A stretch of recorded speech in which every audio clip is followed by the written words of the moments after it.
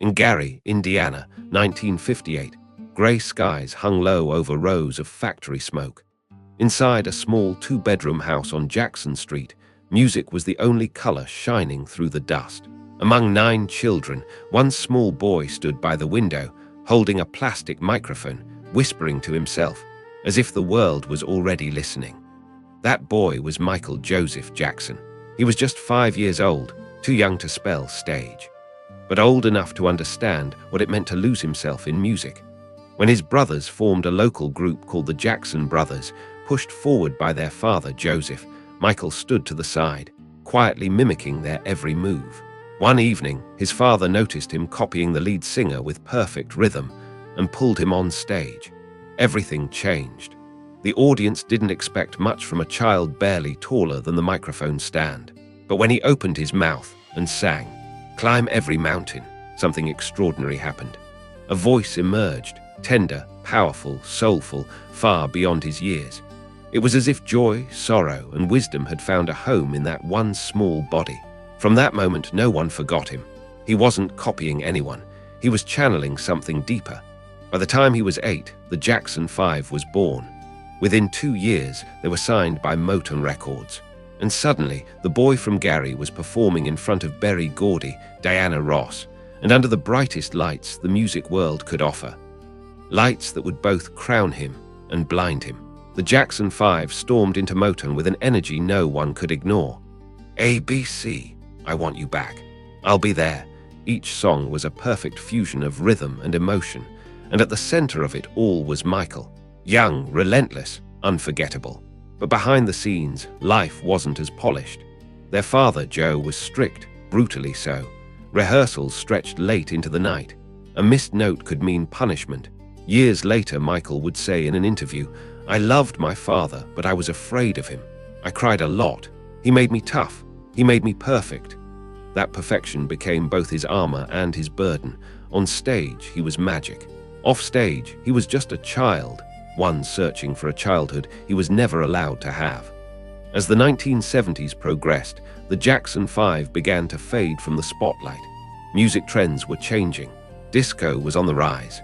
Michael, now a teenager, awkward, shy, yet remarkably gifted, began looking at himself differently. In the mirror, he didn't see the superstar the world saw.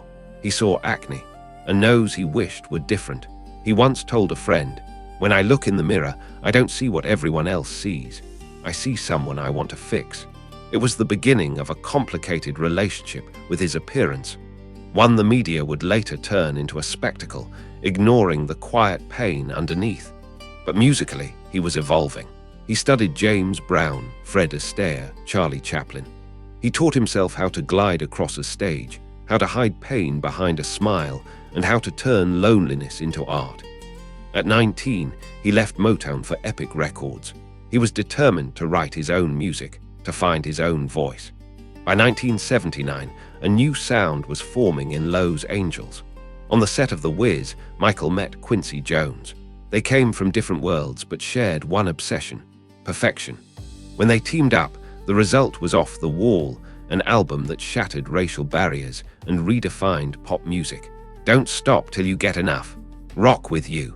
These weren't just hit songs, they were declarations of joy and freedom. For the first time, a young black artist wasn't being boxed into R&B, he was being heard by the world. Quincy Jones later said, "Michael wasn't just making pop music, he was making color irrelevant."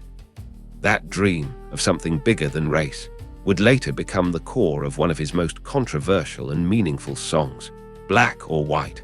But for now, Michael was a young man in a sequin jacket, moonwalking into history, even before the world had a name for the move. With fame came pressure. Every step had to be precise, every note perfect. The fear of failure, instilled in him since childhood, never left. He was chasing not just greatness, but flawlessness. Michael often wore oversized shoes on stage, not for fashion, but because they made him feel like a child playing dress-up. A reminder that inside the king of pop still lived the little boy from Gary, holding a plastic microphone by the window. Then came 1982, the album that would change the world. Thriller, 7 top 10 singles, 8 Grammy Awards, over 66 million copies sold. But more than the numbers, Thriller was a cultural shift. With Billie Jean, Michael broke through MTV's color line. For the first time, a black artist was in heavy rotation, not because he was black, but because the music was undeniable. He didn't just break records, he broke boundaries. For a brief moment, the world didn't see color, they saw Michael. But in time, the very journey toward being universal would be turned against him. Between takes in the studio, he would often stand still, eyes closed, hands pressed together like in prayer. He once told a sound engineer, "When I sing, I don't make music, it comes through me." For Michael, music was never about fame.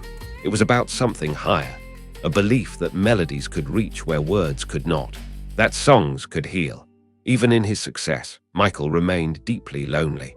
So he built Neverland, not just a mansion, but a world where the child inside him could finally breathe. He filled it with Disney memorabilia. He visited Disneyland often. He saw himself in Peter Pan, the boy who never wanted to grow up. Those who knew him said he felt safest around children, not for dark reasons, but because they saw him the way he wished to be seen, pure, kind, without judgment. At one concert, he stopped the entire show because he saw a child crying in the front row. He called security, brought the boy on stage and hugged him. "Don't cry," he whispered. "You're the reason I sing." That moment was never broadcast, but for those who saw it, it said more than any headline ever could. Still, underneath the sequins and smiles, there was a shadow, the pressure to stay perfect, the fear of growing older, the fear of losing love. He had become a star so bright, the world could barely look at him without burning him. In his private notes, he once wrote, "If you can't find childhood in your heart, you'll never find it anywhere else." Those words would later haunt him and shape the songs that asked the world to look deeper, at race, identity, and what it means to truly belong. But for now, the boy from Gary stood at the top of the world, his arms open, his heart still whole, not yet broken. Every legend begins with a dream, but some dreams burn so brightly, they leave scars on the one who dares to dream them. Michael Jackson's story had only just begun. By 1983, Michael Jackson wasn't just famous, he was a phenomenon. The release of Thriller had transformed him from a child star into a cultural force so powerful. It felt like the entire planet moved to his rhythm. From Tokyo to London, Lagos to Los Angeles, kids were moonwalking on sidewalks, parents were copying his jacket, and his music played everywhere, all the time. But beneath the fame, Michael was creating something bigger than music. He was redefining what it meant to be human. On March 25, 1983, Motown held a television special, Motown 25. Yesterday, today, forever. At first, Michael didn't want to perform. He felt he had outgrown Motown. But when the lights came on, everything else disappeared. Wearing a black sequin jacket, a single white glove, and shoes polished like glass, he stepped into the spotlight. The bass line of Billie Jean started, and the crowd rose to its feet. Then he did it, the moonwalk, a move that seemed to break the laws of physics, gliding backward while moving forward. The world stopped breathing. Fred Astaire called him the greatest dancer of the century. That night, the moonwalk became more than a dance step.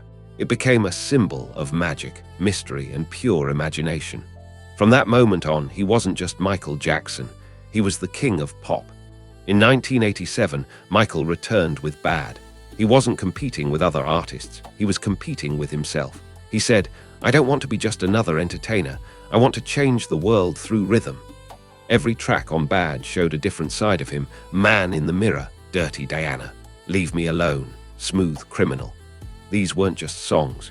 They were stories about fame, fear, injustice, and his own isolation. People saw Smooth Criminal as stylish, a fedora, a white suit, impossible dance moves. But underneath the choreography was something darker. Michael once said it was about the feeling of danger that never leaves me. "Annie, are you okay?" wasn't just a catchy line, it was a cry for help, a call to protect the innocent. The iconic lean defied gravity, but it also said something deeper. Even when the world pulls you down, art can lift you back up. Michael never stopped creating. He slept 4 hours a night, carried a tape recorder everywhere, humming melodies in the middle of the night. His notebooks were full of ideas, songs about peace, unity, childhood, and healing. "If you want to make the world a better place," he once said, "take a look at yourself and make that change." That lyric from Man in the Mirror became his quiet prayer, but success cast long shadows. With every new triumph came whispers about his face, his skin, his private life. He didn't answer most of them. Instead, he disappeared deeper into his music, chasing something close to peace. By the late 1980s, the public noticed his skin growing lighter. Rumors exploded that he wanted to be white, that he was rejecting his black identity. But the truth was more painful. Michael had vitiligo, a disease that destroys pigment in the skin. He wore makeup to cover it for years, but eventually it became impossible to hide. In 1993, he finally spoke.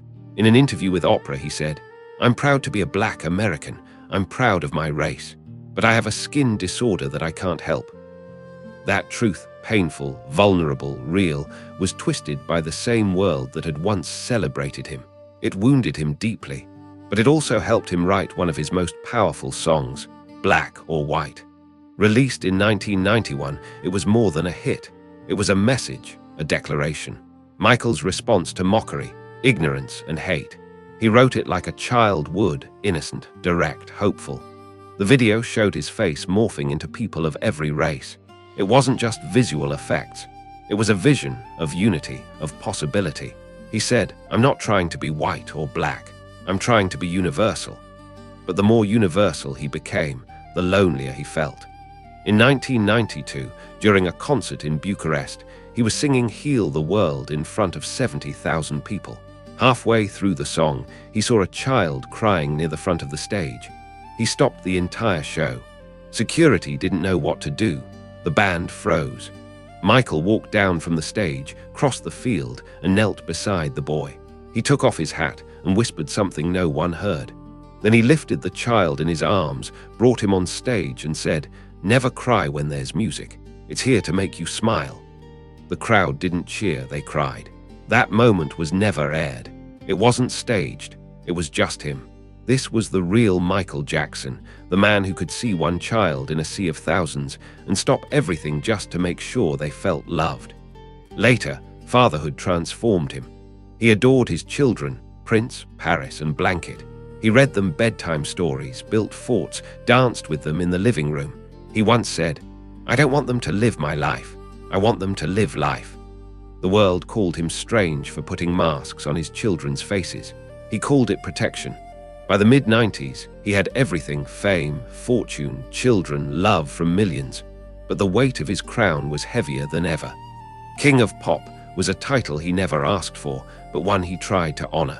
He believed greatness meant responsibility, to heal, to give, to forgive. But the world he tried to uplift was quick to tear him down.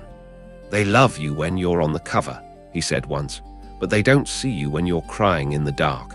Michael's love for Peter Pan wasn't about fantasy. It was about truth. He saw himself in the boy who never wanted to grow up. He built Neverland not as a castle, but as a sanctuary, a place where innocence could survive, even when the world outside had lost its wonder. To those who knew him, he wasn't eccentric. He was trying to preserve something pure. In every legend, there comes a moment when joy and sorrow become inseparable. For Michael Jackson, that moment was drawing near. He had given the world everything: his voice, his body, his childhood, his peace. But soon, that same world would turn on him, and the boy who once heard the world sing back would fall into a silence that no one truly understood. By the mid-1990s, Neverland Ranch had become Michael Jackson's sanctuary, a world built not from fame, but from memory. A place where giraffes roamed free, music filled the air, and the laughter of children echoed like a forgotten dream. But beyond the gates, something darker was forming.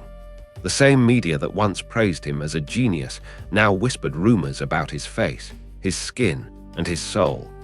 The same world that once cheered his every move began calling him a ghost of what he used to be. Michael, always gentle and deeply sensitive, started to disappear behind a mask he never wanted to wear. He once said, "The bigger the star, the bigger the target." And by 1993, there was no bigger star. The tabloids followed him relentlessly. They mocked him. They called him names that cut deeper than anyone knew. "They don't write about my kindness," he told a friend. "They only write about my scars." But even then, he responded with grace.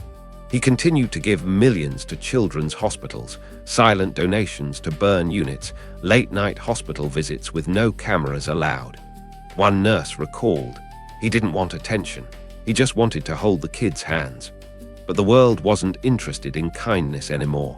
It wanted scandal. In 1993, at the height of his fame, Michael faced an accusation that would haunt him for the rest of his life, a claim of child abuse. The story spread faster than any of his records ever had. Michael denied the charges completely. His family, his friends, his colleagues stood by him.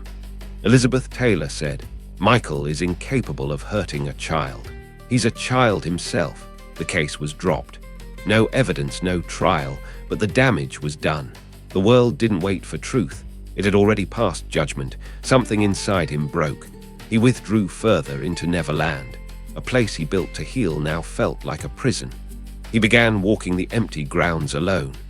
At night, he would wander past the carousel and whisper to himself, as if trying to bring back the joy that had once filled the place. "I made this for the child in me," he said, "but now it only reminds me of what I lost." His eyes looked tired. His smile faded. Music became his last safe place. And from that pain, he created one of his most powerful works, Earth Song. Released in 1995, it wasn't just a song. It was a cry, a plea, a prayer for the planet. He asked, "What have we done to the world?" And he meant it. In the video, he stood among scenes of war, destruction, and loss, arms open, eyes full of sorrow, as if begging humanity to feel again. Critics didn't know how to label it. It wasn't pop or gospel or rock. It was something ancient, something spiritual, something that sounded like the earth itself was crying through him. He later said, "I wanted people to hear the planet's pain in my voice." But by the late 90s, Michael's health was beginning to decline. The injuries he suffered earlier in life, like the burns from a Pepsi commercial in 1984, had left him in chronic pain. His dependence on medication, meant to numb the physical and emotional wounds, grew quietly and dangerously. Still, he kept trying to smile, kept trying to create. But the silence he feared was growing louder. He once admitted to his makeup artist, "I can't fall asleep without music. Silence feels too heavy." Then, in 2003, the nightmare returned. Another allegation. Another storm of headlines, flashing cameras, and courtroom battles. This time it was even worse. The world that once danced with him now turned away. In 2005, after a brutal trial, Michael was found not guilty on all counts. The jury said there was no evidence, only accusations. But innocence didn't feel like freedom, it felt like survival. Later he told his brother, "They didn't just take my name, they took my soul." After the trial, Michael left Neverland. For good, the gates were shut, the rides stopped, the music faded into silence.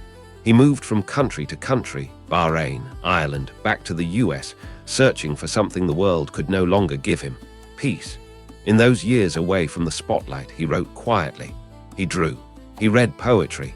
He stayed close to his children, the three lights that kept his world from going completely dark.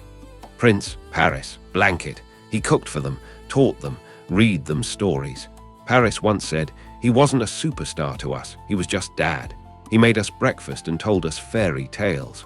The world didn't see those years, but inside the walls of his home he was laughing again. Gentle, kind, still dreaming. And he had one last dream, one final performance. In 2009, he announced his comeback. This is it, 50 shows in London, his final bow. The world was stunned. Some said he was too frail. Others said it was impossible. But for the first time in years, he looked alive again. In rehearsals, he danced like time had never touched him. His voice soared. His crew said he was excited, focused. He told them, "This is for the fans, for the ones who believed even when no one else did." But his body was fading faster than anyone knew. He was sleeping less than 3 hours a night. The medications, given to help him rest, were slowly becoming his poison. On June 24, 2009, Michael rehearsed for the last time. He sang Billie Jean. He performed Earth's Song with fire in his eyes. Before he left, he smiled and whispered, "I'll see you tomorrow." But tomorrow never came. On June 25, 2009, the world went still. Michael Jackson, the boy who once danced in the streets of Gary, the man who changed music forever, was gone. The news moved through the world like thunder. Fans filled the streets. Radio stations stopped their regular programming and played his music for days. Grown men cried. Strangers hugged. Quincy Jones said, "I've lost my little brother." The world lost its melody. Even those who had judged him felt the emptiness, because despite everything, the pain, the scandals, the strangeness, Michael had given the world more than songs. He gave it wonder. He gave it dreams. He gave it the belief that one voice could change everything. The boy who once asked, "Annie, are you okay?" was finally at peace. But peace never came easily for Michael. Even in death, his story would be twisted, debated, misunderstood. The king of pop was gone, but the echo of his heart, his compassion, his magic, his music will never fade. By the mid-1980s, Michael Jackson wasn't just famous, he was mythic. People didn't look at him and see a man, they saw something else entirely. An idea, a symbol, a kind of perfection that didn't seem human. But perfection comes with a cost. And for Michael, that cost was one only he truly understood. During rehearsals for the Bad Tour, he pushed himself past the point of exhaustion. He spun until he collapsed, practiced until his feet bled. Every detail mattered. Every breath, every step, every beat had to be flawless. He once said, "If you can't feel the music, don't perform." But for Michael, feeling the music also meant suffering for it. Behind the sequined glove and the spotlight was a man who barely slept. A man on a strict diet. A man chasing an invisible standard. He carried a tape recorder everywhere, capturing melodies in the middle of the night, chasing sounds only he could hear. Quincy Jones once said, "Michael had this drive. He'd call me at 3 in the morning saying, 'Q, listen to this sound.' He never stopped. He was chasing something no one else could hear." But what Michael was really chasing wasn't fame. It was connection, belonging. He didn't want to be worshipped, he wanted to be understood. Then came Bad, the impossible follow-up to Thriller. The world doubted him. "He'll never top it," they said. So he answered the only way he knew how, by creating. The album was bold, electric, unapologetic. The Way You Make Me Feel, Dirty Diana, Smooth Criminal. Every track carried his signature, not just in sound, but in vision. Every video was a film, every performance a statement. But while the music soared, the man behind it was beginning to fade. He became more isolated, moving from hotel to hotel, shadowed by security, surrounded by people, but increasingly alone. The more the world demanded, the more he gave, until there was almost nothing left. Smooth Criminal was born from obsession. Michael wanted to create a movement that didn't exist, something that defied gravity. When no one could invent it for him, he designed it himself. Special shoes that locked into the floor, allowing him to lean forward at an impossible angle. To the world, it looked like magic. But for Michael, it was another way to prove that limits were meant to be broken. He once said, "You can always push it a little further, a little higher. If you dream it, you can make it real." But the higher he pushed, the more fragile he became. Whispers about his appearance turned cruel. People speculated, joked, accused. The same man who wanted to unite the world through race was now being mocked for his skin. Doctors would later reveal that Michael suffered from vitiligo, a rare skin condition that causes loss of pigmentation. But by the time the truth emerged, the world had already made its decision. The headlines didn't stop. They called him strange. They called him fake. They gave him nicknames meant to humiliate, not realizing the weight their words carried. He learned to smile through the pain. He wore sunglasses not for style, but to hide. He put on masks, not for attention, but for peace. The same people who once called him a genius now called him weird. And yet, he kept singing about love. Because, in the end, that's all he believed he had left to give.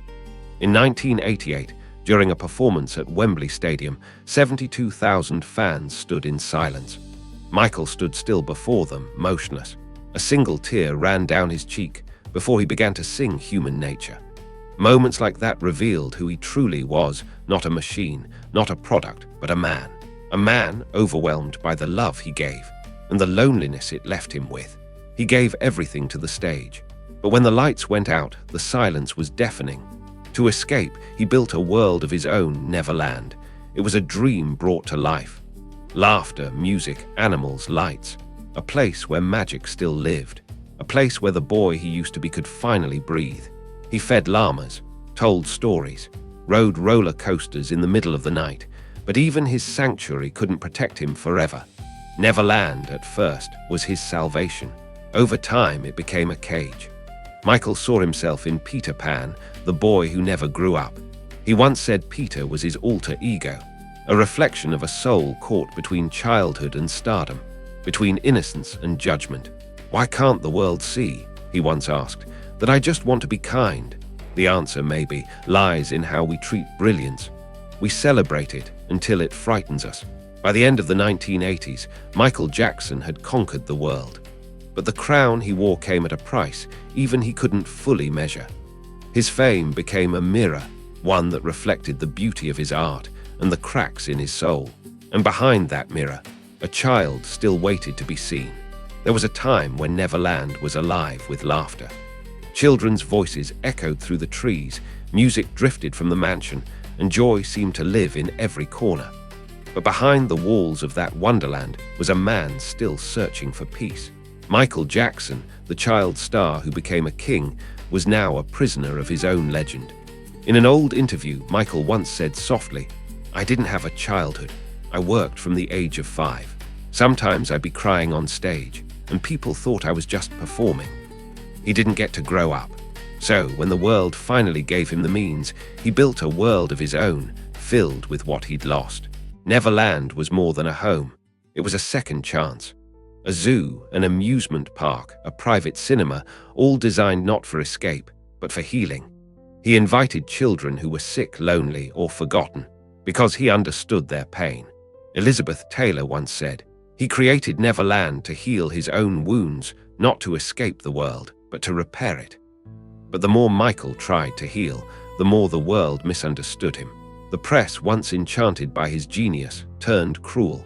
Headlines mocked him. Cameras followed his every move. The name they once cheered, King of Pop, was now overshadowed by a nickname he despised. Wacko Jacko. They questioned everything, his appearance, his voice, his intentions. Behind the masks and surgical tape wasn't vanity, it was vulnerability. Michael suffered from vitiligo, a rare condition that slowly erased the pigment from his skin. He wore makeup to cover the blotches, not to become someone else, but to stop the world from laughing. "It hurts," he said. "It hurts when people say I'm trying to be something I'm not. I'm proud of my heritage. I just want the world to see me for my soul, not my color." That pain didn't break him. He turned it into art. In 1991, he released Black or White, a bold, universal anthem that transformed his struggle into a message of unity. The video pushed boundaries. Faces morphed, cultures danced, barriers shattered. "I believe people should love each other regardless of color," he said. "It doesn't matter if you're black or white." It wasn't just a pop song, it was rebellion. A man accused of trying to erase his race stood on the biggest stage in the world and declared, "I am every color. I am everyone." Michael's imagination didn't rest. He didn't just want to entertain, he wanted to defy what was possible. Take the smooth criminal lane, the impossible angle. Most people didn't know he designed it himself.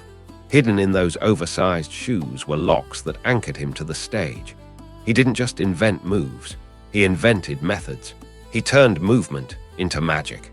And yet, for all the spectacle, the quietest moments revealed the most about him. Once, during a concert, a child in the front row began to cry, overwhelmed, afraid. Michael stopped everything. He walked to the edge of the stage, knelt down, and whispered something only the child could hear. The tears stopped. The child smiled. The crowd cheered, but that moment wasn't about applause. It was about connection, about peace, about love. In fatherhood, Michael finally found something deeper than fame. He found meaning. Paris, Prince, and Blanket weren't just his children. They were his anchor, his joy, his reason to keep going. He called them his angels.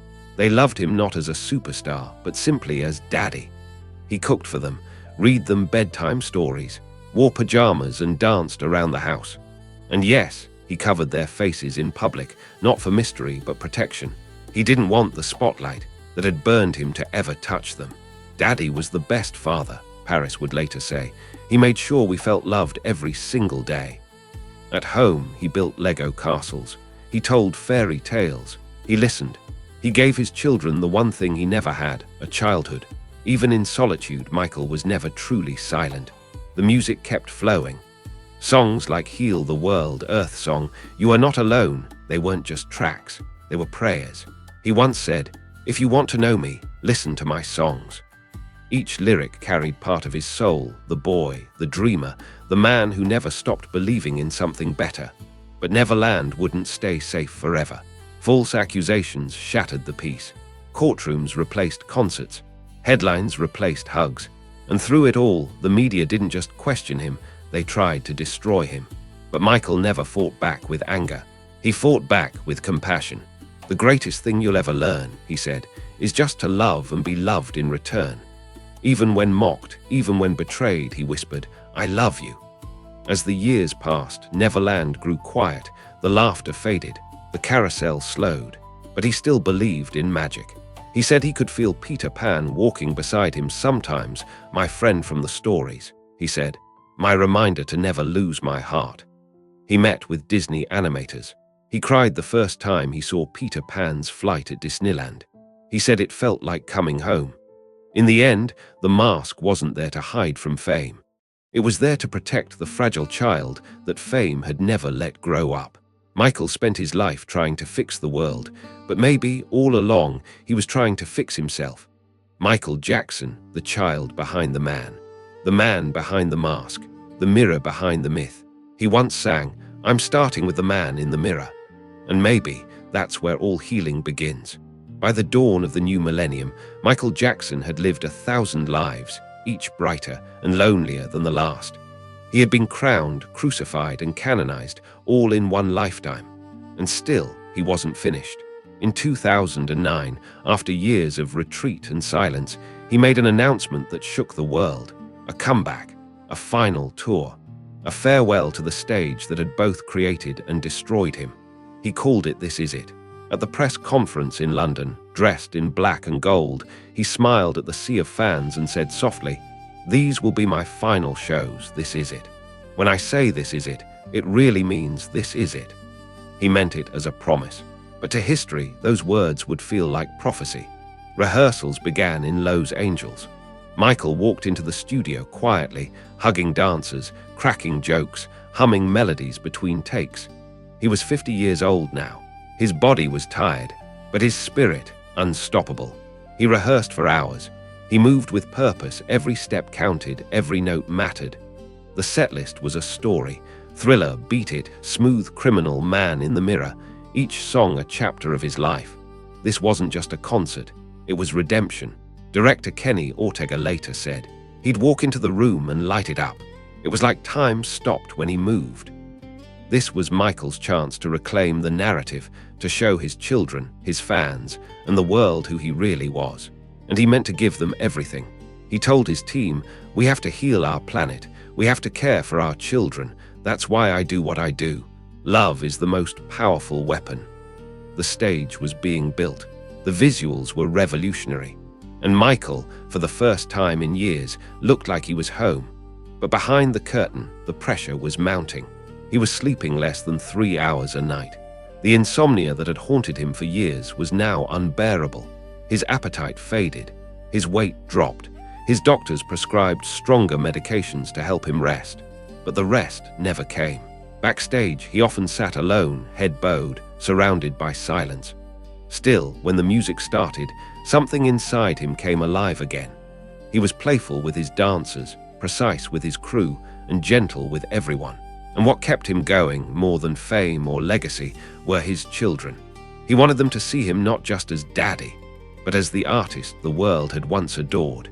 He promised them that once the tour ended, they'd travel. Just the 4 of them. No more stages, no more masks, just family. June 23, 2009, 2 days before his death, Michael performed Earth's Song during rehearsal, passionately, urgently, almost prophetically. The crew said he looked radiant, energized. He bowed at the end and said, "I'll see you tomorrow." No one knew those would be his final words on stage. On the morning of June 25, 2009, the world stood still. Michael Jackson, the boy who had sung his way out of poverty, who danced his way into history, was gone. A heart stopped. And with it, a generation's rhythm broke. The news spread like fire. Fans gathered outside hospitals. Radio stations cleared their playlists and played his songs on loop. There were tears in Tokyo, vigils in London, silence in New York. For a moment, the planet felt smaller, sadder, quieter, because no matter what people believed about him, the loss was real. How could someone who had given so much die so alone? At Neverland, the gates overflowed with flowers, candles, and handwritten letters. Some were from children who had never met him. Some were from adults who had once been children listening to Thriller in their bedrooms, dreaming bigger because of him. They called him the man who made us dream. At his public memorial, inside a golden casket adorned with white roses, Michael was laid to rest beneath a sun-drenched stage. And then a voice, small, trembling, and unforgettable. His daughter, Paris, just 11 years old, stepped forward. Through tears, she whispered to the world, "Ever since I was born, Daddy has been the best father you could ever imagine. And I just want to say I love him so much." In that moment, Michael wasn't a superstar. He wasn't a myth. He was a father, a man, a soul. 3 billion people around the world watched. His funeral was translated into every major language. And as Man in the Mirror played softly, a generation said goodbye. But Michael's story didn't end with death, because some legacies don't stop. They echo. Outside Forest Lawn Memorial Park, where he was buried in a private tomb, rumors would later spread, whispers of restoration, preservation, tribute. Whether true or not doesn't matter, because Michael Jackson never really left. He lives in rhythm, in memory, in movement, in the light of a stage, in the laughter of a child, in the sound of your favorite song. It wasn't about the end. It was about the whole journey from ABC to heal the world, from spotlights to shadows, from pain to purpose. Michael's story was never just about music. It was about belief, in magic, in kindness, in love. And even after all the trials, all the accusations, all the masks, he still chose love. He said it best himself. It's all for love. LOVE, 50 years on Earth, 45 of them on stage. He moonwalked through prejudice, through pain, through impossible pressure, and still found a way to give light. Michael Jackson was more than the king of pop. He was the child who never stopped dreaming. And if you listen closely, you can still hear him in the rhythm of rain, in the beating of your heart, in the quiet echo of his final whisper. This is it, all for love. There are places in this world that seem too magical to be real, but behind their gates often live the loneliest of souls. For Michael Jackson, that place was Neverland. It wasn't just a mansion, not just a private theme park. It was his refuge, a desperate attempt to recreate what he never truly had, a childhood. To the world, the Ferris wheel, the petting zoo, the fairground looked extravagant. To Michael, they were survival. They were healing. I'll never be happy unless I can be around children, play, laugh, just be innocent again. I didn't have that when I was little. To understand Michael Jackson's relationship with children, you have to return to Gary, Indiana, to the small house where he was rehearsing before he could ride a bike, singing before he could spell. While most kids his age were playing hide and seek, Michael was chasing perfection under stage lights. Neverland wasn't indulgence. It was memory therapy. But from the outside looking in, it became something else. A myth, a riddle, a rumor. Then he became a father. Prince, Paris, and Blanket, the 3 children who changed everything. For the first time, Michael wasn't just the boy who never grew up. He was a man trying to raise children with the innocence he never knew. He shielded them with blankets, sunglasses, and veils. People mocked it, but behind it was a lesson in protection, in love. He told us, if you wear a mask, people won't know your face. You'll have a normal childhood. I didn't. It wasn't secrecy. It was a sanctuary. He wasn't hiding them from fame. He was hiding them from the pain that came with it. But even fairy tales fade. By the early 2000s, Neverland's lights began to dim. The laughter grew distant. The carousel slowed. False accusations, tabloid chaos, courtrooms, cameras. The dream began to rot under the weight of scandal, and through it all, he retreated where he always did, into melody. His songs became his letters to the world. You are not alone. Will you be there? Childhood. Each one a confession wrapped in beauty, each lyric a quiet scream from behind the glass. Before you judge me, try hard to love me. Look within your heart, then ask, have you seen my childhood? He never asked for pity. He asked for understanding, just once. And yet, through it all, the exhaustion, the doubt, the media madness, Michael stayed kind. He was known to pause entire concerts if he saw a child in distress. During a show on the HI Story Tour in 1997, he noticed a young boy fainting near the front. He stopped the band, pointed gently. That child, help him. The spotlight turned from him to someone in need. Because Michael knew how it felt to cry and have the music keep playing. Most never realized the scale of his compassion. He supported more charities than any other pop star in history. Over 39 official ones and countless visits that went unrecorded, unpublicized. His team remembered. Whenever we landed in a city, he'd ask, "Where's the nearest children's hospital?" before even asking about the hotel. He didn't just write, heal the world. He tried to. But by 2005, Neverland was silent. The zoo was empty, the rides still. The boy who had built a dreamland to escape the world could no longer live in it. I'll never go back, he told a friend. They took the magic away. Still, even in the final chapter of his life, he believed in comebacks. This is it, 50 concerts, 50 chances to show the world who he truly was, not the tabloid headline, not the ghost of a scandal, but the performer, the believer, the dreamer. Rehearsals were electric, his voice still soared, his movement was sharp. He told his children that after this tour he would rest, that they'd travel together just as a family. But on the morning of June 25, 2009, the world woke to silence. Michael Jackson was gone. News traveled faster than any beat he'd ever created. From Los Angeles to Lagos, from Tokyo to Toronto, streets filled with mourners. Radios played his music on repeat, candles flickered in windows, crowds gathered in parks. Tears were shed by people who had never even seen him in person. It wasn't just grief, it was shock. How could someone who brought so much joy leave in such silence? At Forest Lawn Cemetery, the gates closed one last time. Over the years, rumors swirled that his tomb had been opened, that he was seen alive, that the king of pop had somehow outlived his own death. But the truth isn't in conspiracy. It's in what he left behind. Because Michael Jackson didn't fade. He became echo. Behind the fedora, behind the glove, behind the gravity-defying lean was a man looking for peace. A child who never stopped searching for wonder. A father trying to rewrite the ending to his own story. And maybe now, away from the cameras, beyond the applause, past the noise, he's finally found it. A place where the music never stops, where the boys never grow up, where Peter Pan waits with open arms. For Michael Jackson, the boy who never grew up, the music didn't end. It just changed keys.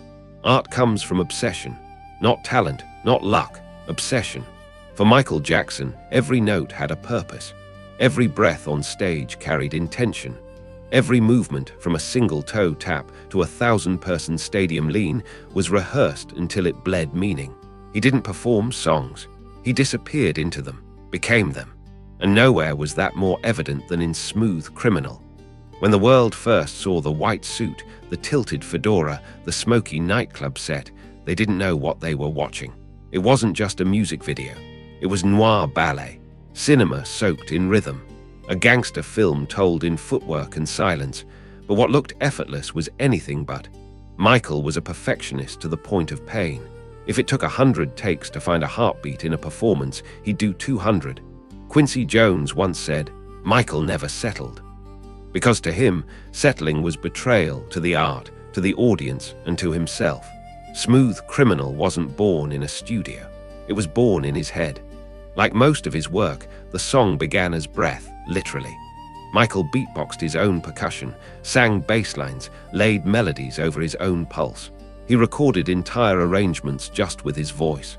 No pen, no paper, just instinct. The iconic lyric, "Annie, are you okay?" wasn't fiction. It came from CPR training. During resuscitation, the dummy's name was Resusci Annie. Trainees were taught to ask, "Annie, are you okay?" before giving aid. Michael heard something in that, something urgent, something universal. He turned a medical procedure into a pop culture mantra. Then came the lean. The moment the world paused, when he tilted forward on stage, further than any human body should, people thought it was camera trickery. It wasn't. Michael had his team design and patent a custom shoe rig that locked into the floor. He didn't fake gravity. He studied it, rewrote it, reversed it. But even that wasn't just a stunt. The lean meant something. He was showing us what it looked like to live on the edge, always just one angle from falling, but somehow still standing. It was choreography as metaphor, a man living in impossible angles, always just slightly outside of the rules. He wasn't leaning to dazzle. He was leaning because that's where he lived, 1 inch from collapse, performing anyway. The pursuit of perfection cost him. He rehearsed through pain that would drop most athletes, bloodied feet, bandaged toes, oversized shoes to mask the swelling from hours and hours of rehearsal. He'd smile on stage and limp off it. To the public, it was iconic. To him, it was worship. His body an instrument, his stage a church. He once said, "I give myself completely when I perform. I die there. I'm reborn through the music." Smooth Criminal was the darker twin of Thriller. While Thriller was about transformation, Smooth Criminal was about control, about elegance in chaos, violence with grace. A ghost in white walking through shadows, untouchable. To fans, that's what Michael was, the man in white. The one who walked through madness without ever getting dirty. When he performed it live, something changed in the air. Every gesture, the neck snap, the fedora tilt, the stillness hit like thunder. Fans fainted, not because of spectacle, but because it felt sacred. One said, "When he dances, it's like he's telling us everything he can't say in words." And that was the truth. The stage was his language. He poured into performance what he never trusted the world to hear otherwise. Behind the lights, he was quiet, reflective, lonely.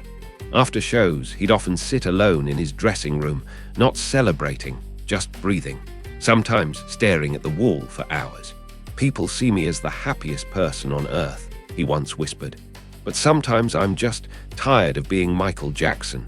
The price of being a miracle is that you're never allowed to be a man."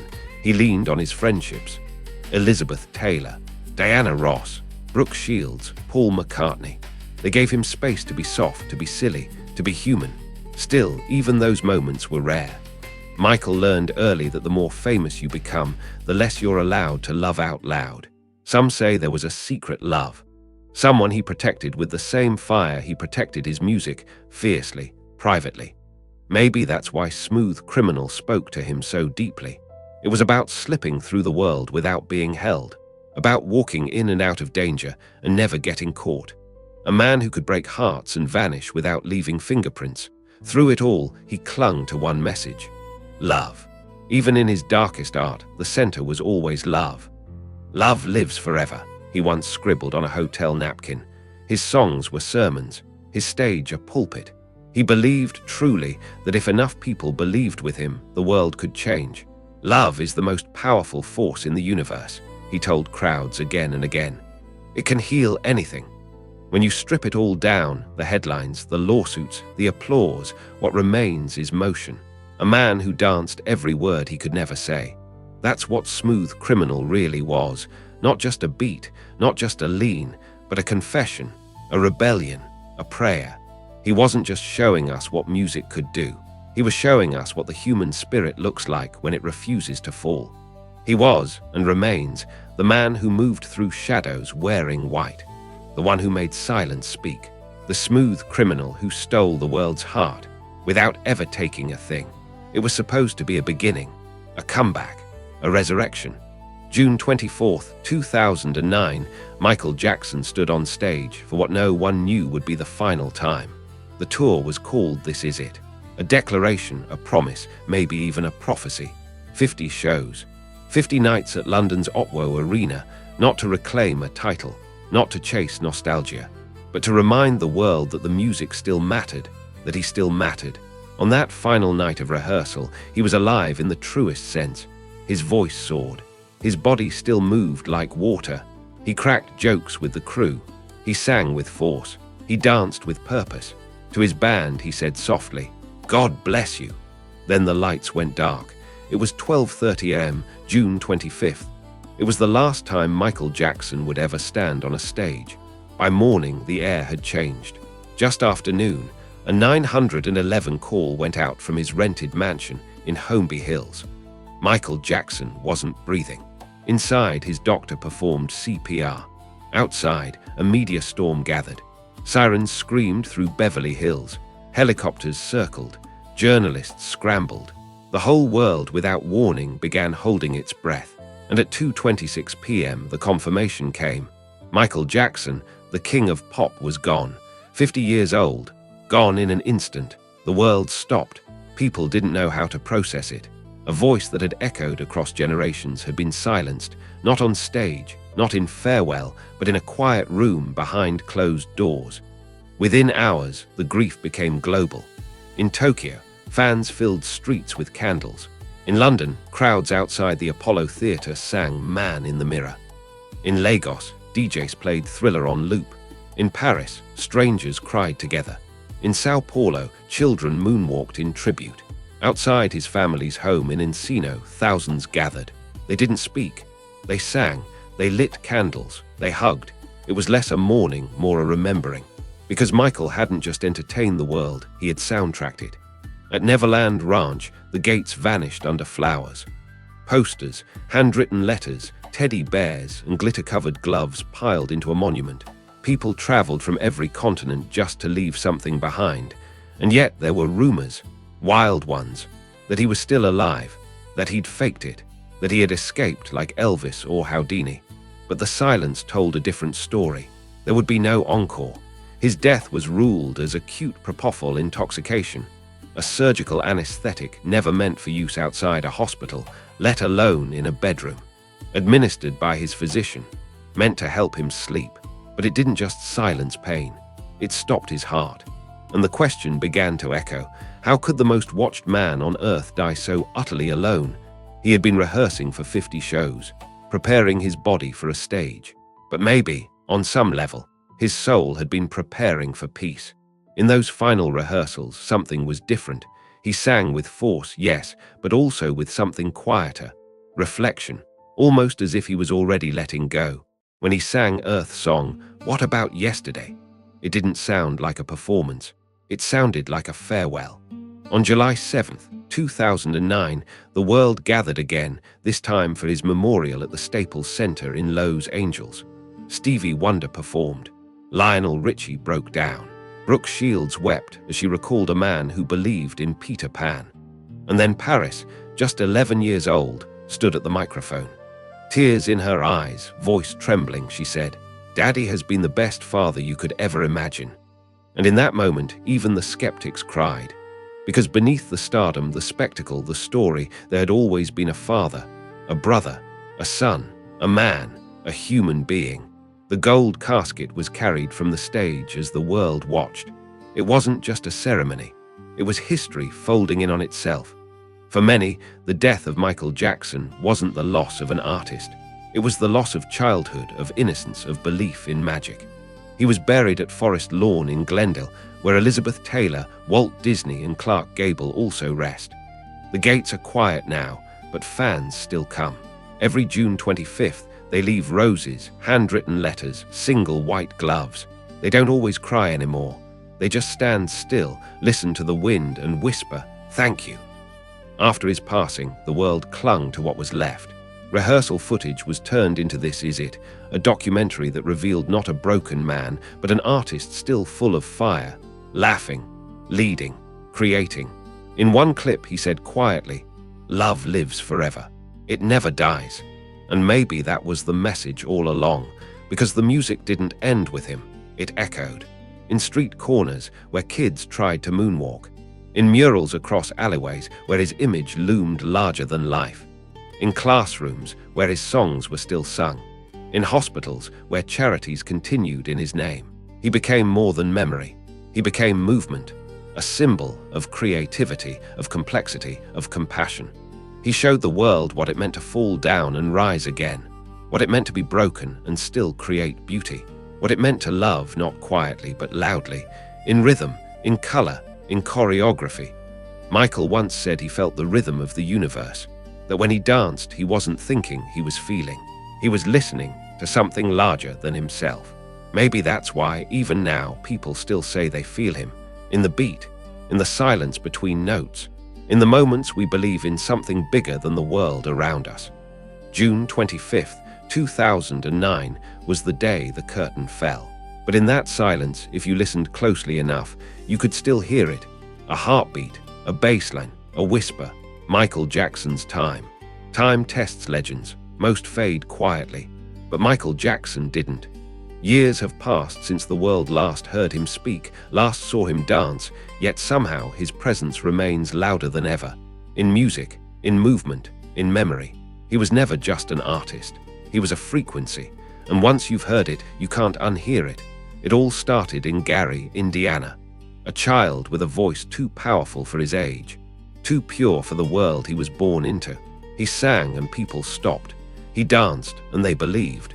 Because from the beginning, Michael wasn't trying to impress, he was trying to express. Something inside him needed to get out, a need that never left. The world watched him grow up in front of cameras, cheered as he broke records, gasped as he rewrote the rules of what music could look like, sound like, feel like. And somewhere along the way, he stopped being just a man.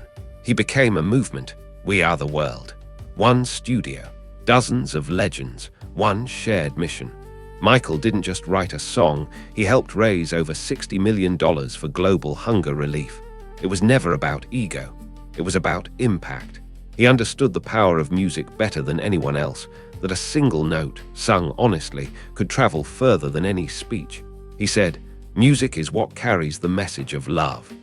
And he used that message without fear, for the planet, for children, for unity, for those forgotten by systems and borders and bias.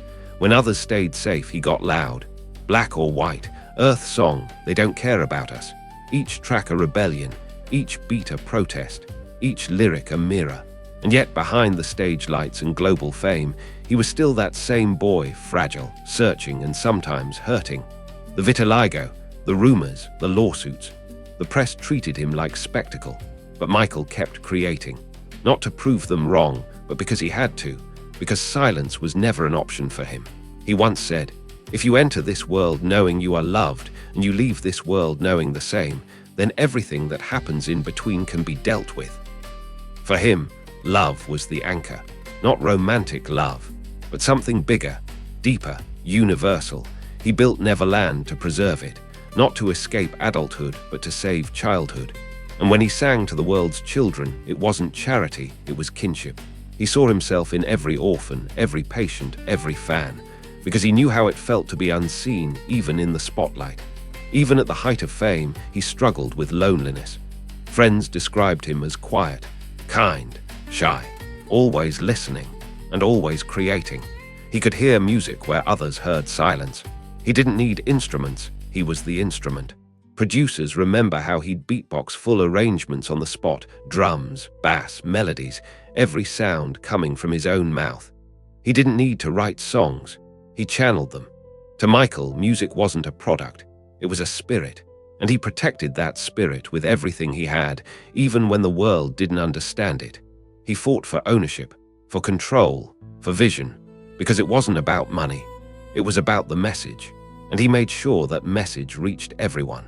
From the packed arenas of Tokyo to the crowded streets of Rio, from African villages to London rooftops, he was one of the only artists whose music could stop traffic in every language, not because of marketing, but because of meaning. He told us to heal the world, to look at the man in the mirror, to leave the children alone, to remember the time, to just beat it. And we listened, we still listen, because the sound of Michael Jackson isn't locked in the past. It plays today, in every dancer who slides backward against gravity, in every singer who blends vulnerability with power, in every artist who dares to be misunderstood. He redefined what performance could be, but even more than that, he redefined what presence meant. He didn't just perform songs, he performed feeling. That's why people fainted at his concerts, not because of hype, but because they felt something move inside them they didn't have words for. He tapped into something primal, something holy. He said, "On stage, I become the music. I feel it. I live inside it." And maybe that's why he never truly left, because music doesn't die. It lingers. In every child dancing barefoot in front of the mirror, in every young musician who studies his live footage, trying to learn not just the moves, but the magic. In every quiet heart that still believes wonder is worth fighting for.